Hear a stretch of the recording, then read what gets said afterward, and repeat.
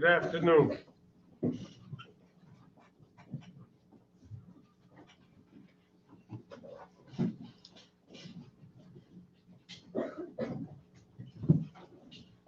I wasn't born in Crown Heights or Flatbush or Borough Park.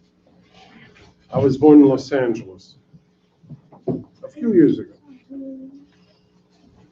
My father, Alef Shalom, was sent 6 weeks after he got married to Los Angeles by the previous Rabbi.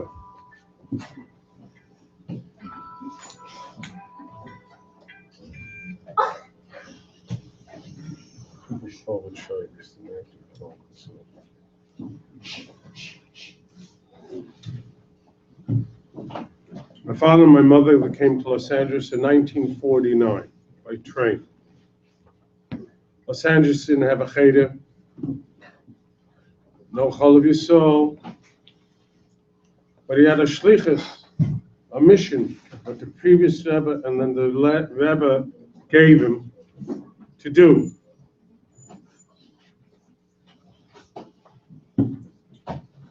Now, those who knew my father knew that my father was a shadar. He used to travel the whole United States by train and be in certain places and then come home once in 6 weeks, once in 2 weeks. And we knew that we are Lubavitcher Chassidim because of our father and mother.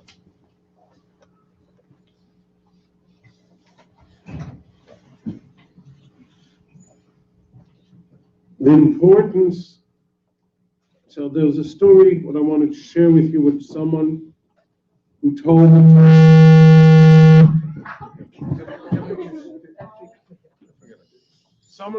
it to us when he was a boy learning in the Lubavitcher Yeshiva in New York, known as Bedford and Dean.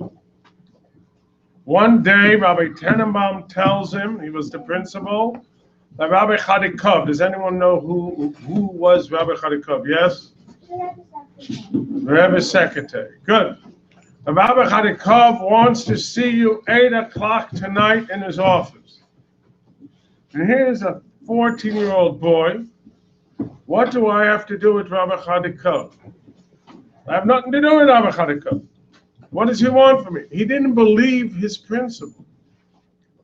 See, he walks in a cold night to 770 from President in Utica, and he goes into the office, and he asks in the office, Rabbi Groner or someone there, do I have really an appointment, Rabbi Chadikov, 8 o'clock? And they look under his appointment book. He says, yeah, Rabbi Chadikov wants to see you 8 o'clock. He's sitting there for half an hour. What does Rabbi Chadikov want from me? I don't have a Chabad house. I'm not a shliach. I'm a boch who's learning in yeshiva.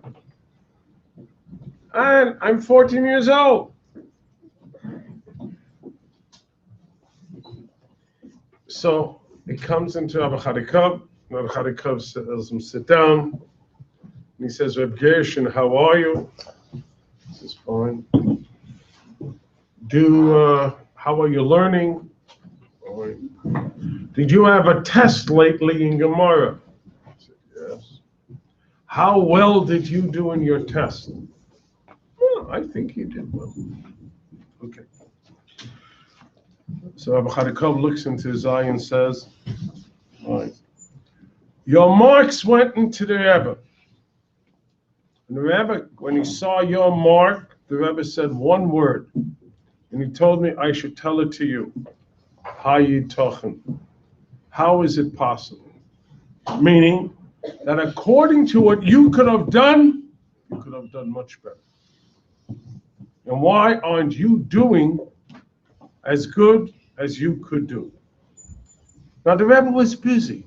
If you see pictures of the Rebbe after Yechidus, and the Rebbe's going with 2 bags of tzedlach. The Rebbe came, there used to be letters and letters to the Rebbe of people's problems. And the Rebbe had to run everyone's problem. And here's a 14-year-old boy one test did not do what he as good as he could do, so the Rebbe wanted to tell him, you could do better, and I'm expecting from you better. Showing the Avas Yisrael how the Rebbe cared for every one of us and cares for every one of us. And not to say, well, this test I didn't do good, next week I'll do better. Every test, every day is important.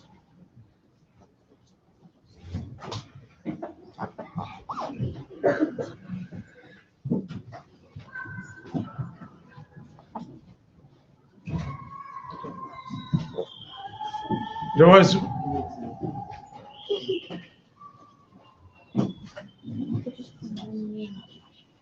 was a picture outside when I walked in. The Rabbi putting on a crown on a Sefer Torah. Does anyone know when did it happen? When did it happen? Yes? I don't know the year, but I know it's Mashiach Sefer Torah. Sefer Torah. Mashiach Sefer Torah. Good. Which year did it happen and when did it happen? Good. Boy, Talmid Chacham here.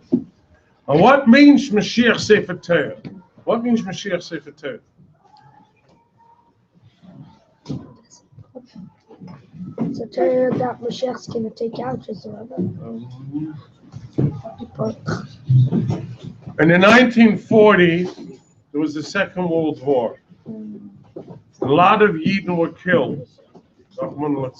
6 million.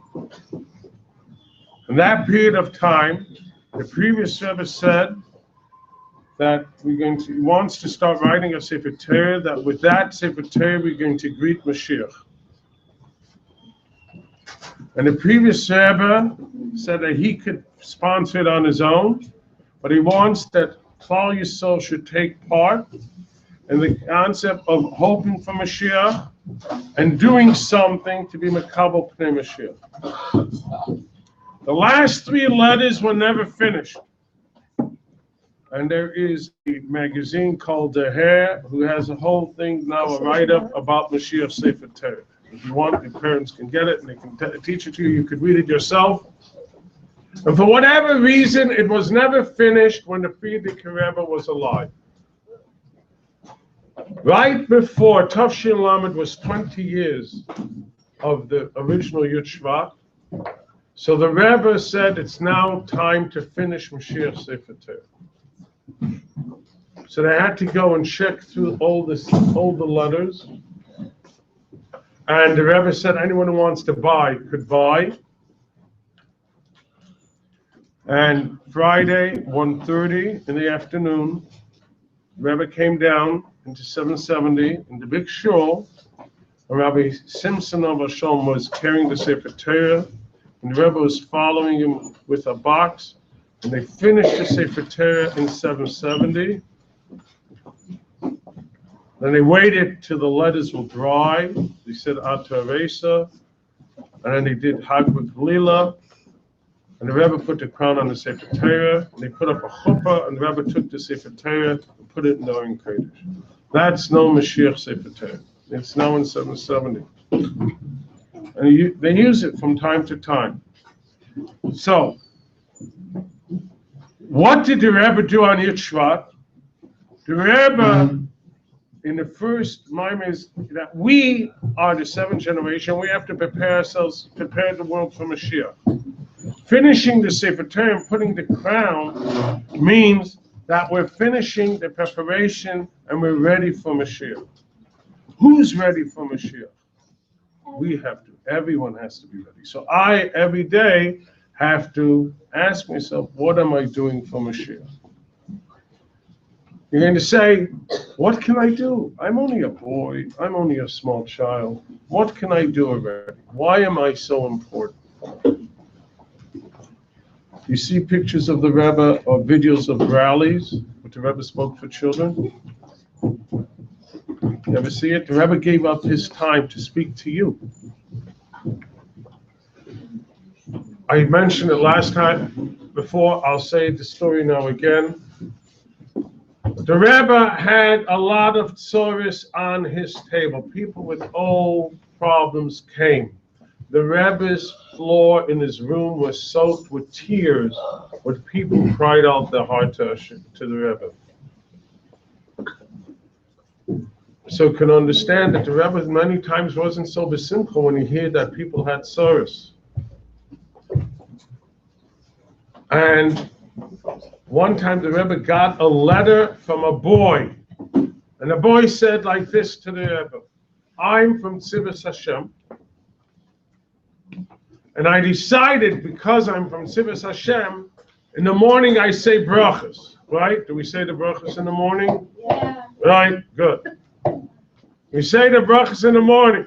I decided I'm not going to say the brachas when I go to the bus stop or waiting on the bus stop and say the brachas. From now on, as Tzivos Hashem, I'm going to open up a siddur and say the brachas from a siddur. So the Rebbe answered, Kemayim korim al nefesh hayefa. If you are very thirsty and you're running around, what are you looking for? A hot glass of tea? Cold water, right? When you have a good cold water, or you're running all around, and what are you looking? To go into a cold shower to get something cold, right? So the Rebbe said, as when someone is thirsty, is looking for a cold glass of water, what you wrote to me, that you are now going to say the brachas from a siddur, it gives me pleasure, and it gives me such a simcha, like someone who's so tired and wants a cold glass of water. One child with one achlata to say the brachas from a siddur. Every one of us and every one of you are important in every small thing what we do. The Rabbi used to stand hours to give lekach, dollars. It didn't mean if it did make a difference if the person was 20, 40, 60, 80, or it was a small baby held by the parent or a small child. For everyone, the Rebbe gave his time, because everyone is important. And every one of you are important. And every one of us is important. And the aim should help that you should give nachas to your parents, nachas to your teachers. Teachers should have nachas from you, and we all should have nachas. The Rebbe should give to the Rebbe nachas. We should all be zeicha that this will be the last Yud Shevat, Yud Alef Shevat, and Golis, and be together at the Rebbe in the third Beis Hamikdash, all the Sefer Torahs and Mashiach Sefer Torah.